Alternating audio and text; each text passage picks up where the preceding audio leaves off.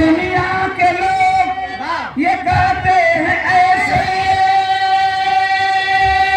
कि यहाँ बना नैहर और वहाँ ससुराल है। छूट जाई एक दिन नैहर नगरिया तो ससुराल में तुझको जाना पड़ेगा। अरे नैहर में गोरी न सिकबू सहुरवा तो साजन को तुझको बताना पड़ेगा।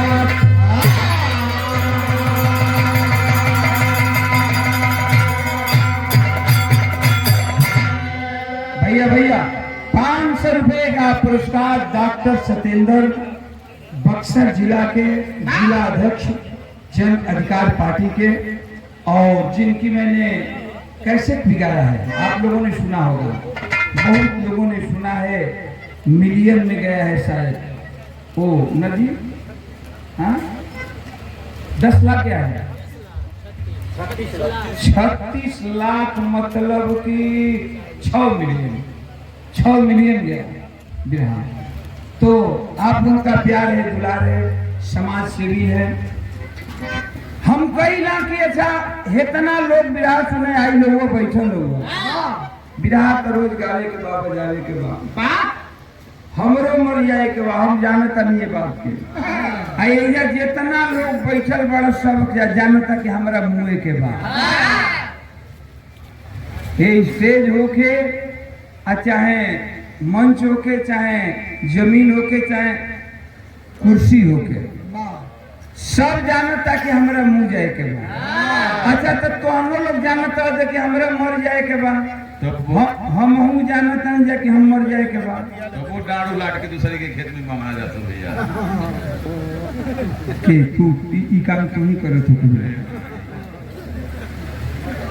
जब सब जानते बा कि हमरा मर जाए के बा तो घमंड क्यों ना बात करवा कि हम नीतू राज गायिका हैं, तो हम प्रकाश गवैया हैं, तो हम बाबू साहेब हैं, तो हम पंडित जी हैं। अरे कौनो जी होखबो मुहबो जरूर, फर्क इतने बा कि केहू 10 दिन पहले मरी, केहू 10 दिन बाद में मरी। कैसे में वो बात कही ना तेन बढ़ के मास्टर हो।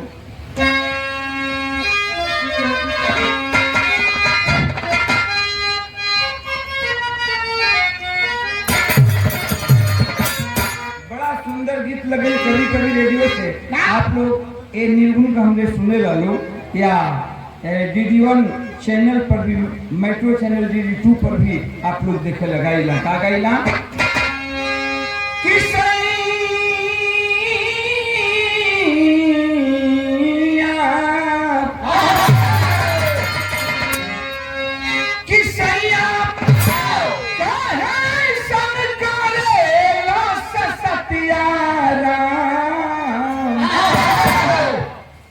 सवतिया लिया के घरवा।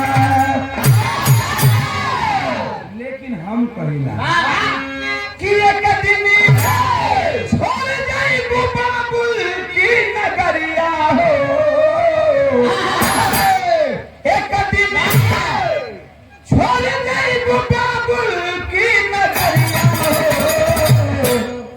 नजरिया झुका के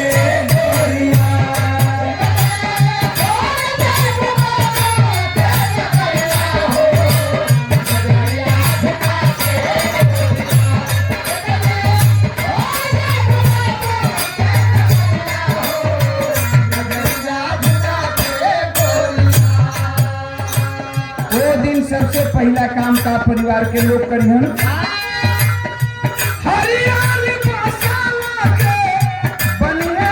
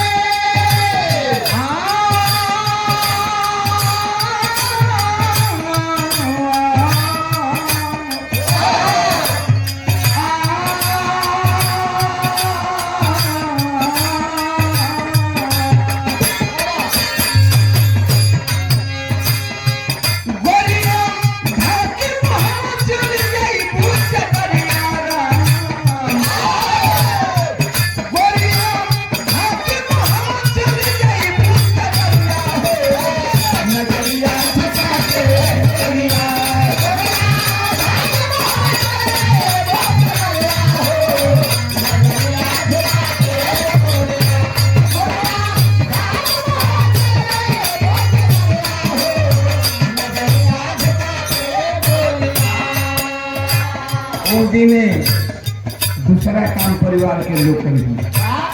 इतना कहने के बाद का करी हम 500 रुपये का पुरस्कार भैया हमारे सुनील यादव जी और कार्यक्रम के आयोजन करता हूँ। राष्ट्रीय जनता दल के मोहनिया के अध्यक्ष भी हैं भाई की बहुत बहुत प्रणाम बा। मालिक इस तरह आगे की ओर बढ़ोतरी करते रहे, हमारा बहुत शुभकामना बा।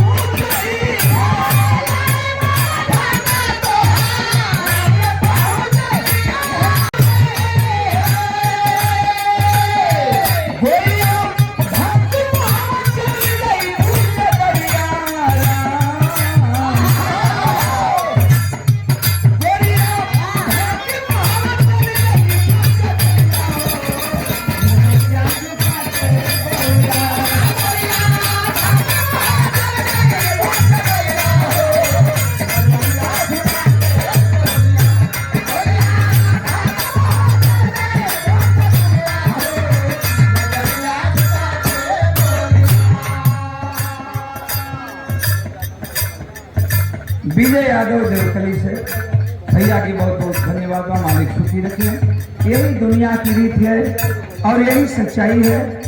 जो आया है तो जाएगा, आना है तो जाना है। जो आया है तो जाएगा, जो आएगा वो भी जाएगा, जो आया वो भी गया। तो ये दुनिया का सच्चाई बटे। लेकिन घमंड लागल बा कि हम फलाना है तो हम चिलाना है तो हमारा इतना ट्रक चलेला तो हमारा हक 400 बीघा खेत बटे। ये कुल घमंड लागल बा आदमी के। ई घमंड क्यों ना काम करवा। मुट्ठी बांट करके लोग आते हैं, हाथ पसार कर चले जाते हैं। जब तक जियत तनी अपने चली अपना करिए तो ओकरो से ना पेट भरल तो तनी बेटा के करी, बेटा से नहीं पेट भरल तो पतोही के करी, पतोहियों के से नहीं पेट भरल तो तनी नतियों के करी।